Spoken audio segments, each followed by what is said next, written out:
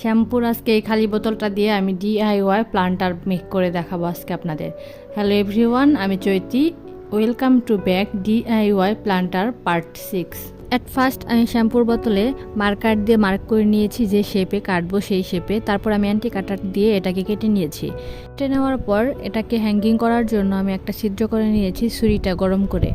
এরপর এখানে আমি রেডিয়াক্রামিন কালারটা ইউজ করছি পেন্টিংয়ের জন্য। আর রেডিয়াক্রামিন কালারটা আপনারা কাপড়ে ব্যবহার করতে পারবেন এবং এই কালারটা কিন্তু আমার পেজেও পেয়ে যাবেন। এছাড়া হ্যান্ড পেন্টিংয়ের জন্য তুলি, ডাইস, স্টেন্সিল, ক্যানভাস, কাঠের আয়না, লিপ্পান আর্টের আনুষঙ্গিক সব কিছুই আমার পেজে পাবেন, চাইলে পেজটা ঘুরে আসতে পারেন। এরপর আমি এখানে বহু আর্ট করব। বহু আর্ট কিন্তু খুব ইজি একটা আর্ট, যেটা সবাই করতে পারে কম বেশি। তো আইডিয়াটা কেমন লাগলো অবশ্যই কিন্তু কমেন্ট করে জানাবেন। আর রং অর্ডার করতে হোয়াটসঅ্যাপ অথবা ইনবক্স করতে পারেন। আজকে এ পর্যন্তই, দেখা হবে অন্য কোনো ভিডিওতে। টাটা।